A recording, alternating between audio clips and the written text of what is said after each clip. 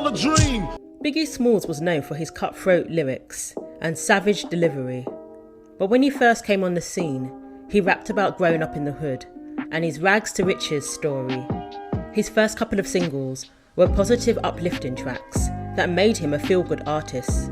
However, it was singles like Who Shot Ya that put him firmly in the gangsta rap category, going harder than his more pop-friendly debut singles. Unfortunately, this may have been the beginning of the end. Watch for more on the song that is believed to have started the whole war between Biggie Smalls and Tupac Shakur. Was the song directed at Tupac? Or was it a huge misunderstanding that led to the demise of two of the greatest rappers of all time? Who Shot Ya was released February 20th, 1995, 7 months before Tupac's death. It was written by Christopher Wallace, aka the Notorious B.I.G., and produced by Puff Daddy. It was released on his new label, Bad Boy Records. It was the B-side to the hit song Big Papa, which went to number 6 on the Billboard Hot 100 and sold over 1 million copies, going platinum in the USA. It also got to number 1 on the Billboard Hot Rap Singles charts, staying there for 5 weeks. While Big Papa brought commercial success to Biggie Smalls, Who Shot Ya was a huge hit on the streets. The sample used in Who Shot Ya was also used in Mary J. Blige's song My Life, which appeared on her second album. Puffy heard one of the Bad Boy producers looping the sample and decided to use the interlude from Mary's album. Biggie originally rapped on the interlude, but was later replaced by Keith Murray. Apparently, Biggie's verse would have required an explicit lyric sticker on Mary's album, indicating just how hard he went on the song. It would soon be revealed when he used the sample for his own song, Who Shot Ya. Tupac was on the rap scene approximately 2 years before Biggie. Both rappers were born in New York. Tupac was born in Harlem, but moved around a lot during his childhood and eventually ended up in California. He was a roadie for the group Digital Underground and started rapping in 1991. He released his first album, Tupacalypse Now, that same year. Biggie was born and raised in Brooklyn. His mother worked around the clock to provide for them and stressed the importance of having a good education, hoping he would avoid the pitfalls of the streets. He observed Tupac's career and became a fan. Biggie was only a street rapper at the time, doing it for fun and entering into rap battles. Biggie got his big break after one of his demos was featured in Source magazine as an up-and-coming rapper. This got the attention of Sean Diddy Combs, who had just started his own label, Bad Boy Records. He released his first single in 1993, by which time Tupac was already a platinum-selling artist. Watch for more to find out how Biggie and Tupac crossed paths. According to the book Original Gangsters by Ben Westhoff, Biggie asked to be introduced to Pac at a party. Tupac loved to cook, and he was making steaks for people in the kitchen. According to an intern named Dan, the two hit it off right away. He said, "We were drinking and smoking, and all of a sudden, Pac was like, 'Yo, come and get it.' And we got into the kitchen, and he had steaks and French fries and bread and Kool-Aid. And we were just sitting there eating and drinking and laughing. That's truly where Big and Pac's friendship started." The two were believed to have mutual respect for one another. One of the outlaws, Idi Amin, said that they all thought Biggie was a dope rapper. Stories say that Tupac once gave Biggie a bottle of Hennessy as a gift, and he ended up giving Biggie his first Rolex watch. They lived in 2 different states, so when Tupac visited New York, he would crash on Biggie's couch, and Biggie would do the same whenever he visited California. They really were good friends at one point. Tupac even mentored Biggie, and it is reported that he wanted Pac to manage him, but Tupac didn't believe you should mix friendship and business, so told him to stay with Puff, saying, "Nah, stay with Puff, he will make you a star." Tupac gave Biggie advice about the music industry. They even performed together at the 1993 Budweiser Superfest in Madison Square Garden, New York City, where they freestyled together. So what went wrong? The main fallout between the two of them occurred after an incident at Quad Studios, New York. In November 1994, Tupac was scheduled to work with rapper Little Sean, and Biggie and Puffy were also working at the studio. Tupac, his manager Freddie Moore, and the late rapper Randy Stretch Walker arrived in the lobby and were met by a group of gunmen who began to rob them. As they approached the elevator, 3 gunmen approached them, demanding jewelry and their money. The others complied, but Park started cursing at the assailants. As a result, he was shot 5 times. He was robbed of $40,000 worth of jewelry. Stretch dragged him into the elevator to safety. This occurred the day after Tupac's big court case. Tupac immediately believed he was set up. He soon put the blame on Biggie and Puffy, and things spiraled out of control, leading to tragedies that would be discussed over 20 years later. Park survived the shooting and even appeared in court to hear the outcome of his case. His injuries were visible to the whole world, not even able to walk at the time. Something inside him changed forever. The trust and respect he once had for his friend was gone. It would only get worse once he went to jail. Yeah, I know who shot me. I don't care about telling the police none of that. I don't care about none of that. Biggie continued to release music and carry on with his life as normal.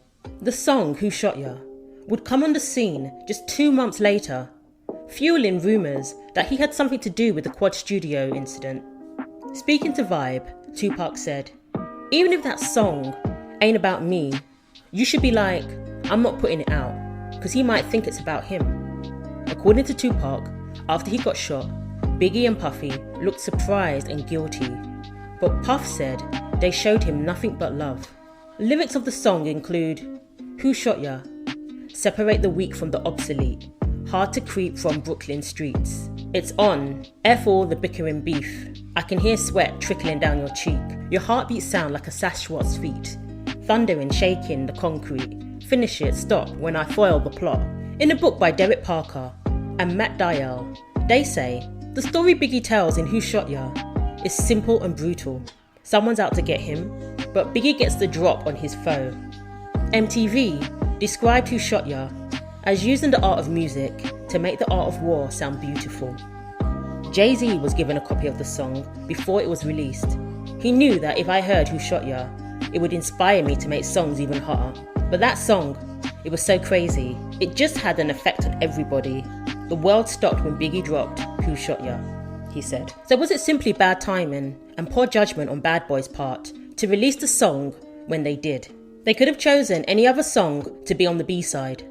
Although the song was a huge success on the streets and established Biggie as a gangster rapper. But was it worth it? Or was the song a blatant diss against Tupac, reveling in the fact that he was shot just a couple of months earlier and was now confined in jail and unable to fight back? When asked by Vibe magazine if he believed the song was about him, Tupac said, "It came out too quick. It was just tasteless." So I knew he knew what happened. So I was like, "Biggie, what happened?" He kept sending me messages like a bitch, like I'ma come see you. No, nigga, what happened?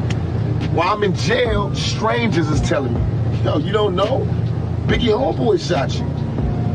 Cause they bragging, they telling they niggas in jail, "Yo, we just got popped, woo, woo, woo." And my cousin was in jail in New York, cause I got family out there. He's sitting right there while the niggas get in the car going, "Yo, my homeboys just jacked that nigga Tupac."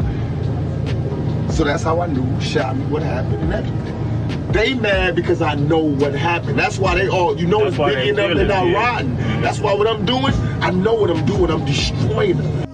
Here's what Biggie himself said about the song and Tupac's allegations. "I had a session with the Junior Mafia at Quad Studios. Little Caesar Mino and all them was on a little terrace. They got out there, smoking. They was looking around and they saw Stretch and Park and all of their pull up. We all family. So niggas greeted each other from upstairs to downstairs. Next thing you know, everybody was like, 'Yo, Park got shot.' So I'm on my way downstairs. I got to see what's up with my man. Everybody holding me back. I get downstairs and everything's on some lockdown-ish. Nobody moves. Immediately, police thought everybody in the studio was on the same floor where everything was supposed to have happened. I saw Park get out on the stretcher, but when he actually came out of the elevator, I wasn't there. When I read the interview, I felt like he was just on everybody. I always said that he was the realest in the game. I don't know what he was trying to hide, or if he was scared. I figured that with the ish he was talking in Vibe, he was just confused more than anything. You got shot, and then you go to jail for something you ain't even do. That could twist the mind up. And then the story just completely got switched around. saying I set him up and I'm the one who got him shot. They're saying that my record, Who Shot Ya, is about him. That issue's crazy. That song was finished way before Park got shot. Were taking little pieces of the song and trying to add it to the story. And that issue's crazy. Other look at that vibe piece like, damn, Little Caesar was on the terrace. He must have been the lookout man. And it's real niggas in the streets thinking, that's effed up what Big did to Tupac. I think that should be erased. Never, ever in life. As far as with me, he's always going to be my man, even when I go see him again. But he needs to just check himself. And I want an apology, because I don't get down like that. Tupac responded to Who Shot Ya with the infamous Hit 'Em Up diss track, which is considered the most savage diss track of all time. And sadly, the matter escalated and led to the whole West Coast-East Coast rivalry.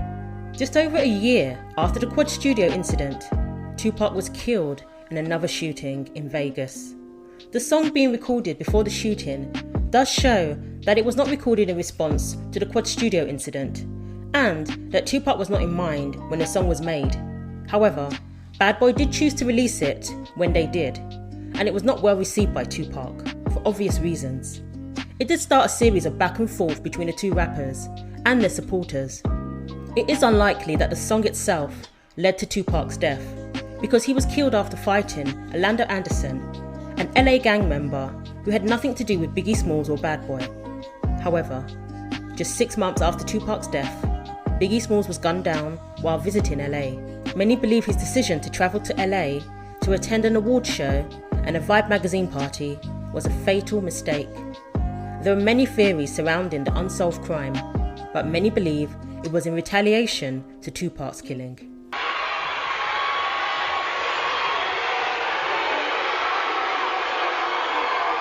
What's up, Cali? You're making me high, Tony Braxton.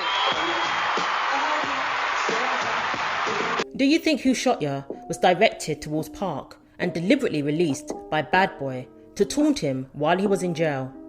Or was the whole thing a tragic misunderstanding? Thanks for watching. Share your thoughts below.